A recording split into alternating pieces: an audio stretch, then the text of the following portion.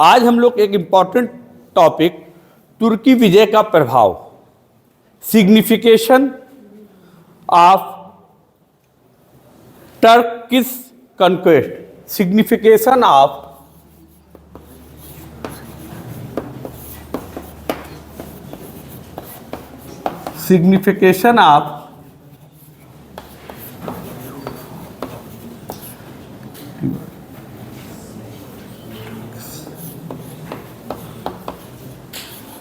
signification of Turkish conquest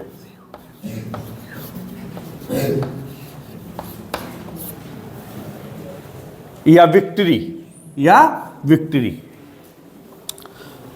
तुर्की विजय का महत्व, ये इंपॉर्टेंट टॉपिक है। इस पे क्वेश्चन बनने की संभावना है, क्वेश्चन बन सकता है, आया भी हुआ है। Examine the signification of Turkish conquest, तुर्की विजय का महत्व का परीक्षण कीजिए। तुर्की विजय के महत्व का परीक्षण कीजिए। वास्तव में जहां तक टर्क विक्ट्री की बात है तो देखा जाए, उससे पहले अरब इन्वेजन हुआ था, उसके बाद महमूद गजनवी ने आक्रमण किया।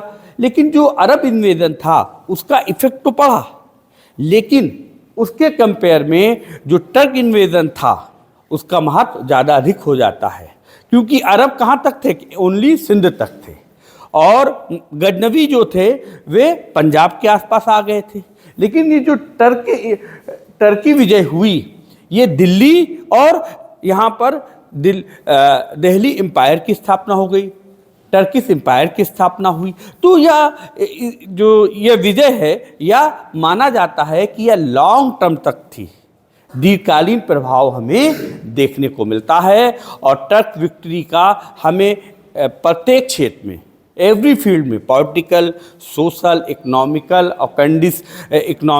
और कल्चर, सभी पहलुओं को, एस्पेक्ट को टर्की विजय ने प्रभावित किया था। इतिहासकारों का मानना है कि तुर्की विजय का महत्व राजनीतिक रूप से भी रहा, पॉलिटिकली रहा, सोशल पॉइंट ऑफ व्यू से रहा, और इकोनॉमिकल पॉइंट ऑफ व्यू से और कल्चर पॉइंट ऑफ व्यू से खास तौर से हमें देखने को मिलता है। अब हम लोग इसमें देखेंगे कि पहला जो वो है, देखिए, जहां तक पॉजिटिव इम्पैक्ट देखने को मिलता है, कुछ नकारात्मक इम्पैक्ट भी प्रभाव हमें देखने को मिलता है। लेकिन दोनों कल्चर ने, एक तरफ हिंदू कल्चर और एक तरफ मुस्लिम कल्चर ने एक दूसरे को क्या किया था?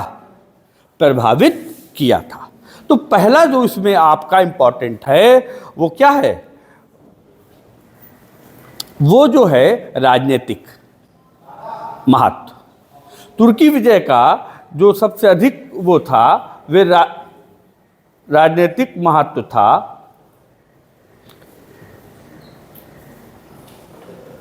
ठीक है, राजनीतिक रूप से तुर्की विजय का बहुत अधिक महत्व माना जाता है। और क्यों? क्योंकि तुर्की स्थापना के, जो तुर्क इन्वेजन के पहले की जो पॉलिटिकल कंडीशंस थी उसमें, और तुर्कों के इन्वेजन के बाद की पॉलिटिकल कंडीशन में एक बड़े पैमाने पर चेंजिंग हमें देखने को मिलती है। पहला पॉइंट जो है वो क्या है कि दिल्ली सल्तनत की स्थापना, फाउंडेशन ऑफ दिल्ली सल्तनत, फाउंडेशन ऑफ दिल्ली सल्तनत।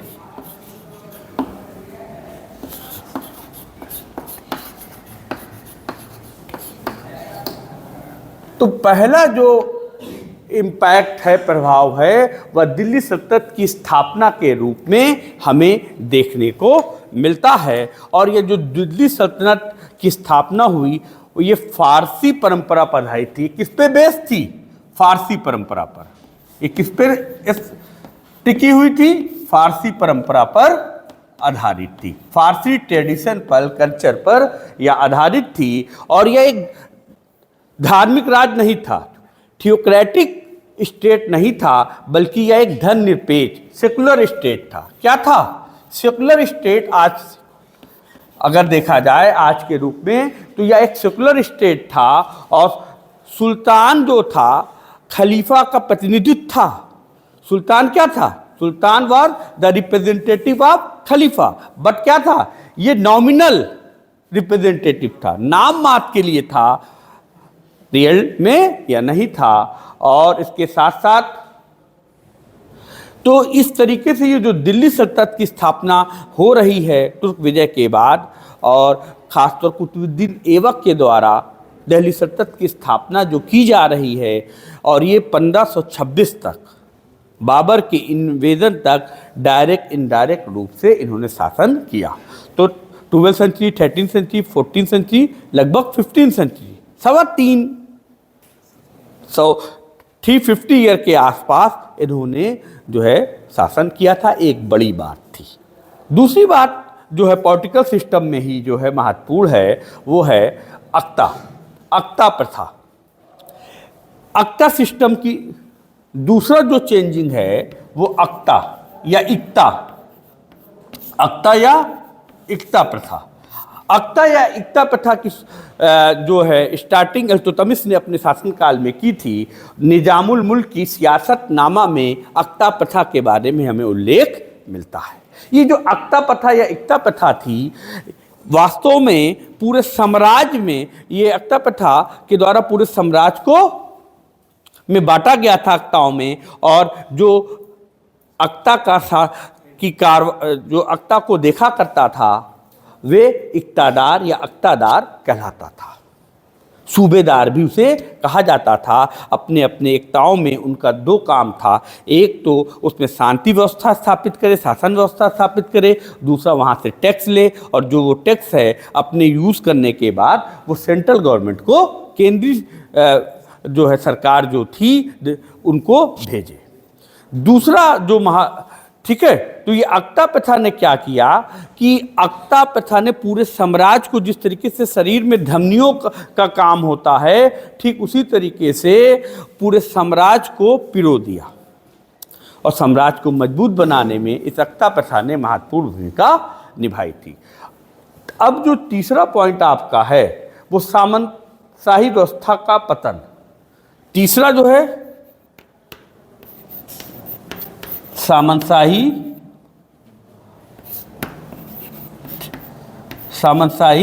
व्यवस्था का पतन। ये जो feudal, decline of feudal system, भारतीय जो पॉलिटिकल सिस्टम था, जो या इकोनॉमिकल सिस्टम था या सोशल सिस्टम था, ये सब किस पे टिका हुआ था? फ्यूडल सिस्टम पर टिका हुआ था।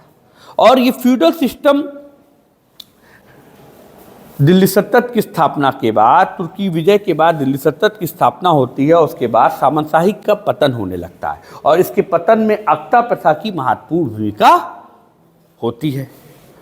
फिर जो है अगला पॉइंट जो है महत्वपूर्ण है, केंद्रीकृत व्यवस्था का आरंभ, सेंट्रलाइज सिस्टम। कैसी व्यवस्था स्थापित हो रही है? केंद्रीकृत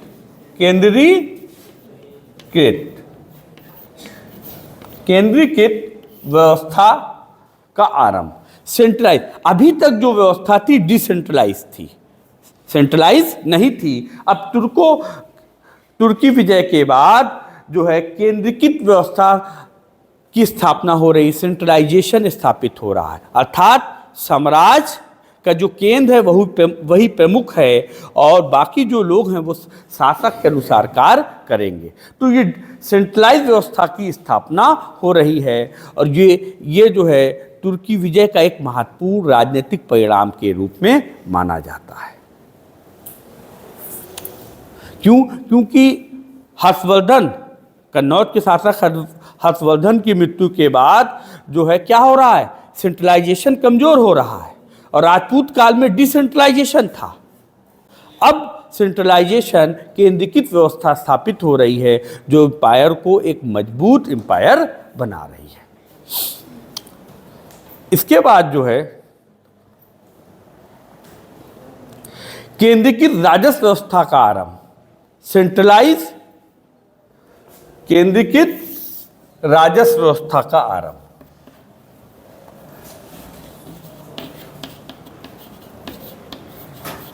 केंद्रीकृत राजस्व व्यवस्था, ये राजस्व व्यवस्था क्या है?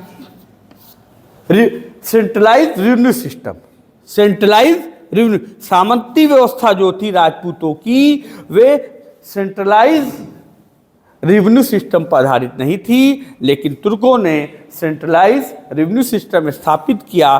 4 प्रकार के महत्वपूर्ण कर लिए गए, ठीक है, और इससे बड़े पैमाने पर जो सुल्तान थे उनको धन प्राप्त हुआ। इससे केंद्रीय गवर्नमेंट, सेंट्रल जो गवर्नमेंट है, सरकार है, सुल्तान है, राजकोष है, आर्थिक रूप से मजबूत हुआ।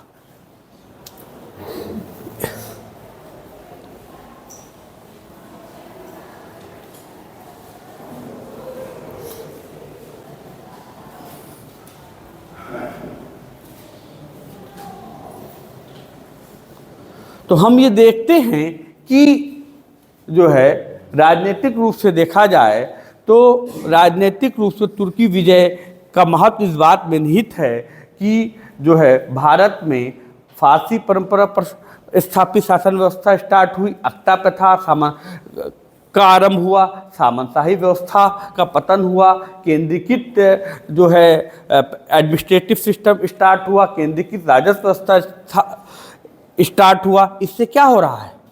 एक मजबूत राजनीतिक व्यवस्था की स्थापना हो रही है। दूसरा जो है महत्वपूर्ण है वो सोशल, ठीक है, सोशल सिग्निफिकेंस, सामाजिक जो है महत्व। इस विजय का सामाजिक रूप से भी महत्व पड़ता है, क्योंकि अभी तक जो समाज था इंडिया का, वे वर्णात्मक व्यवस्था को फॉलो करता था, कास्टिज्म को फॉलो करता था, ब्राह्मण क्षत्रिय वैश्य शूद्र की स्थिति थी, और इसके साथ साथ अनटचेबल लोग भी थे। तो जब ये जो टर्स आ रहे हैं तो इन्होंने जो है जो नीतियां अपनाई, वे इक्वलिटी की नीति अपनाई और वर्ण व्यवस्था, जाति व्यवस्था को उसने इग्नोर करने की कोशिश की, और समाज में जो है समन्वयवादी व्यवस्था स्थापित हमें दिखाई देती है। खास तौर से भेदभाव और ऊंच नीच की समाप्ति हो रही। जो समाज में डिस्क्रिमिनेशन था वर्ण के बेस पर, कास्ट के बेस पर, और जो ऊंच नीच थी उसमें भी जो है हमें समाप्ति दिखाई दे रही है। और दूसरा कारीगर जो थे, अब क्या हो रहा, पहले क्या था कि भेदभाव अधिक था, तो कारीगर को वो सम्मान, जो क्राफ्ट्स थे उनको वो सम्मान नहीं मिलता था जो उनको मिलना चाहिए। और ये कारीगर जो है शहर में प्रवेश करते हैं, गांव से शहर में प्रवेश करते हैं, और इसके साथ साथ जो कुशल कारीगर हैं, इफिशिएंट जो क्राफ्ट्स हैं, आर्टिस्ट हैं, उनको समाज में क्या मिल रहा है? रिस्पेक्ट मिल रही है, सम्मान मिल रहा है, उनकी क्वालिटी के आधार पर, उनकी योग्यता के आधार पर। तो समाज में भेदभाव की स्थिति समाप्त हो रही है, एक सकारात्मक सोसाइटी इस्टेब्लिश हो रही है। नेक्स्ट जो है आपका सामाजिक प्रभाव के बाद जो है आर्थिक, इकोनॉमिकल सिग्निफिकेंट, सोशल हो गया। तीसरा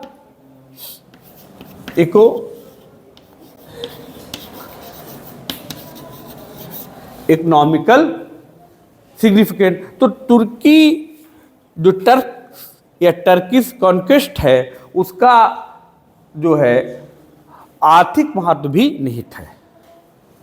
पहले की जो इकोनॉमी थी वो सामंती फ्यूडल सिस्टम पर आधारित थी।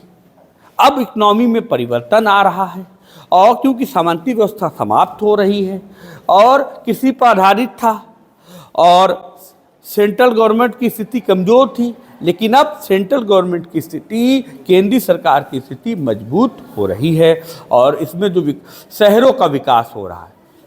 देखिए मोहम्मद हबीब जो हैं, मेडिवल हिस्ट्री के एक महत्वपूर्ण स्कॉलर हैं, इनका मानना है कि शहर, ये कहते हैं कि तुर्कों की विजय को और उसके शासन व्यवस्था को ये क्रांति के रूप में देखते हैं, रिवोल्यूशन के रूप में देखते हैं, और कहते हैं इस समय शहरी क्रांति और ग्रामीण क्रांति दोनों हमें दिखाई देती है। अर्बन रिवॉल्यूशन और रूरल रिवॉल्यूशन दोनों दिखाई देता है। वास्तव में अर्बन रिवॉल्यूशन तो हमें दिखाई देता है, रूरल भी दिखाई देता है, लेकिन पूरे काल में नहीं, खासतौर से अलाउद्दीन के शासन काल में, जब अलाउद्दीन ने बिचौलिए जो थे, मीडिएटर जो थे, उनके ऊपर अंकुश लगाया, कंट्रोलिंग की और किसानों को डायरेक्ट संबंध स्थापित किए, ठीक है, तो वहाँ पर तो ग्रामीण या रूरल क्रांति भी हमें दिखाई देती है। शहरी क्रांति जो दिखाई देती है तो इसमें शहरों का विकास हो रहा है। इसमें क्या हो रहा है? डेवलपमेंट ऑफ सिटीज, शहरों का विकास हो रहा है। क्या हो रहा है? सिटीज का विकास हो रहा है, शहरों का विकास हो रहा है। दिल्ली, लाहौर, लखनौती आदि महत्वपूर्ण शहरों की स्थापना हो रही है। और जो कारीगरी वस्तुओं का दूसरा जो है, कारीगरी वस्तुओं का विस्तार हो रहा है। कारीगरी वस्तुओं का क्या हो रहा है? विस्तार हो रहा है। जो आर्टिस्ट गुड्स हैं, जो आर्टिकल्स हैं, जो सामान हैं, उनका एक्सटेंशन हो रहा है। क्यों? क्योंकि अब कारीगरी को सम्मान दिया जाने लगा है और ये कारीगर शहर में आकर अनेक वस्तुओं का निर्माण कर रहे हैं। अब इनके साथ भेदभाव नहीं किया जा रहा है, इनकी तो इससे जो है ये अपनी क्वालिटी को बढ़ाते हैं और कारीगरी वस्तुओं का विस्तार तेजी से हमें बढ़ रहा है, जिससे उत्पादन बढ़ रहा है और उससे बाजार भी बढ़ रहा है। और इसके साथ साथ वाणिज्य व्यापार को प्रोत्साहन, वाणिज्य और व्यापार, तीसरा जो है वाणिज्य और व्यापार, कॉमर्स और ट्रेड को इंस्पायरेशन मिल रहा है। ये जो सुल्तान हैं ये क्या कर रहे हैं? ये व्यापार को, वाणिज्य को, ट्रेड और कॉमर्स की एक्टिविटीज को इंस्पायर्ड कर रहे हैं, बढ़ा रहे हैं। और कंटेम्परेरी हिस्टोरियन इस्लामी कहता है कि इल्तुतमिश के समय चीन के व्यापारी दिल्ली आया करते थे। इल्तुतमिश के समय चीन के व्यापारी दिल्ली आया करते थे और साथ ही साथ जो है एशिया अफ्रीका से, एशिया और अफ्रीका के देशों से इनका क्या था? कांटेक्ट था, इनका संबंध था। तो ये एक महत्वपूर्ण बात थी जो परिवर्तन हमें टर्फ कॉन्क्वेस्ट के बाद आर्थिक क्षेत्र में देखने को मिल रहा है, जो कि ये जो अंतर्राष्ट्रीय रिलेशन है, ये राजपूतों के समय कॉन्ट्रैक्ट क्या हो गया था? बंद सा हो गया था। वे अपने तक ही सीमित थे, वाय देशों के साथ संपर्क स्थापित नहीं कर रहे थे। और तुर्कों की विजय के बाद ट्रेड कॉमर्स के क्षेत्र में, स्कॉलर विद्वानों के क्षेत्र में क्या हो रहा? आदान प्रदान हो रहा। बहुत से स्कॉलर मध्य एशिया से जो है भारत आते हैं और ट्रेड कॉमर्स की एक्टिविटीज़ बढ़ती है। इसके साथ साथ जो है और एशिया अफ्रीका से संपर्क स्थापित होता है। चरखा का विकास, इरफान हबीब कहते हैं चरखा सूत काटने के यूज होता था। स्पाइनिंग व्हील जो है के द्वारा सूत काटा जाता था, इससे कपड़े का, क्लोथ का निर्माण होता था। और इरफान हबीब कहते हैं चरखे का विकास दिल्ली सल्तनत काल में ही हमें देखने को मिलता है। इसके साथ साथ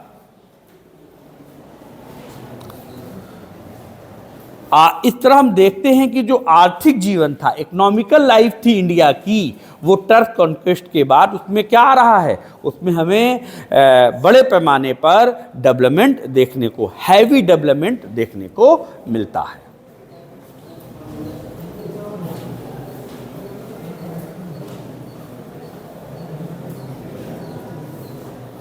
और इस तरीके से शहरी क्रांति और ग्रामीण क्रांति दोनों हमें इस टाइम में देखने को मिलती है। लेकिन प्रोफेसर इरफान हबीब का मानना है कि शहरी क्रांति तो थी कुछ मतलब मायने में, ग्रामीण क्रांति सिर्फ जो है अलाउद्दीन के समय में ही देखने को मिलती है। और ये जो एक टर्फ विक्ट्री के बाद इकोनॉमिकल कंडीशन में जो चेंजिंग आ रही है, उस पूरे घटनाक्रम को, इवेंट को इरफान हबीब क्या कहते हैं?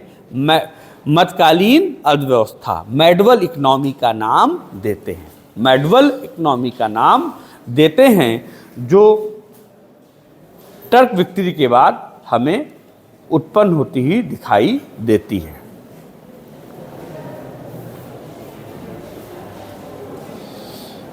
अब आगे जो है, तो इस तरीके से हम देखते हैं कि इकोनॉमिकल कंडीशन में पहले के कंपेयर में काफ़ी चेंजिंग और परिवर्तन देखने को मिलता है।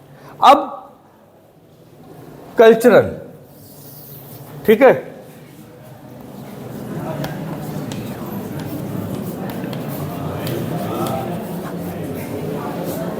कल्चरल सांस्कृतिक, ठीक है, सांस्कृतिक सिग्निफिकेंट। तो टर्क विजय का सांस्कृतिक सिग्निफिकेंट भी हमें देखने को मिलता है, सांस्कृतिक रूप से भी महत्व देखने को मिलता है। क्यों? क्योंकि दो संस्कृतियां भारत में, जो हिंदू प्रमुख थे, हिंदू कल्चर, और जो मुस्लिम कल्चर, खासतौर से पर्शियन कल्चर, जो टर्क्स थे वो अपने साथ पर्शियन कल्चर को यहाँ स्थापित कर रहे थे। तो पर्शियन कल्चर अपने समय का एक महत्वपूर्ण कल्चर था, बहुत डेवलप कल्चर था, और उस कल्चर, तो एक तरफ हिंदू संस्कृति और दूसरी तरफ मुस्लिम कल्चर, पर्शियन कल्चर का मिक्सचर हो रहा है। इस मिक्सचर से जो नई संस्कृति, वो इंडो इस्लामिक कल्चर, इंडो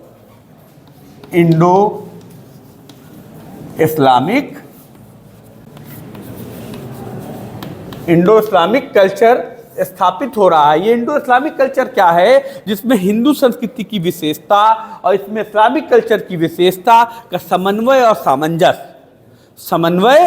सामंजस्य हमें देखने को मिलता है प्रत्येक क्षेत्र में, खासतौर से कल्चर के क्षेत्र में, संस्कृति के क्षेत्र में, आर्ट के क्षेत्र में, संगीत के क्षेत्र में। संगीत इस समय उतना डेवलप नहीं होता है, संगीत के क्षेत्र में, और चित्रकला भी इस समय नहीं डेवलप होती है, लेकिन स्थापत्य कला, आर्किटेक्चर के क्षेत्र में यह समन्वय सामंजस्य हमें बड़े पैमाने पर देखने को मिलता है। देखिए, जो हमने कहा कि आर्किटेक्चर के क्षेत्र में परिवर्तन, और टर्क्स की विजय के बाद जब मुस्लिम्स यहाँ आए तो इन्होंने क्या यूज किया? चूने का प्रयोग किया, लाइम का प्रयोग किया, और इन्होंने यहाँ पर कुतुल इस्लाम मस्जिद बनवाई, मास्क बनवाए, कुतुल इस्लाम मस्जिद का निर्माण किया, ठीक है।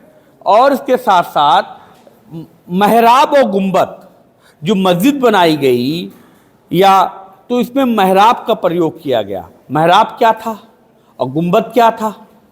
ये महराब जिसे आर्क कहा जाता है, ठीक है, महराब जिसे, और गुंबद का भी प्रयोग किया, ठीक है, इस तरीके से। तो महराब, आर्क और गुंबद टॉम का प्रयोग किया, और इसके साथ साथ जो इंडियन कल्चर आर्किटेक्चर की कैरेक्टरिस्टिक थी, जैसे कलश था, और इसे वेश कहा जाता है या वन कहा जाता है, वेश कहा जाता है। कलश, कमल और घंटी, लोटस और बेल का भी प्रयोग किया गया। तो जो आर्किटेक्चर, हिंदू आर्किटेक्चर की कैरेक्टरिस्टिक और मुस्लिम आर्किटेक्चर की कैरेक्टरिस्टिक क्या हो रही है? मिक्सचर हो रही है, ठीक है। ये एक महत्वपूर्ण विशेषता जो है मानी जाती है। और कुतुब मीनार, जिसे विजय स्तंभ के रूप में, विक्ट्री ऑफ कॉलम के रूप में जाना जाता है, इसकी स्थापना की गई। साथ ही साथ दिल्ली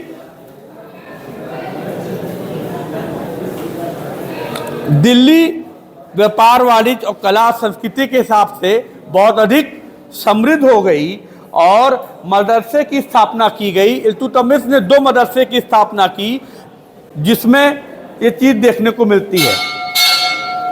हिंदवी का जन्म हुआ, लैंग्वेज में हिंदवी का जन्म हुआ, और प्रशासन में हिंदुओं की नियुक्ति की गई, ठीक है। इस तरीके से कल्चर के क्षेत्र में बड़े पैमाने पर परिवर्तन देखने को मिलता है। अंत में हम कह सकते हैं कि तुर्की विजय का महत्व राजनीतिक, सामाजिक, आर्थिक रूप से हमें देखने को मिलता है और इंडो इस्लामिक कल्चर, भाईचारा, बंधुत्व की संस्कृति का विकास हमें देखने को मिलता है।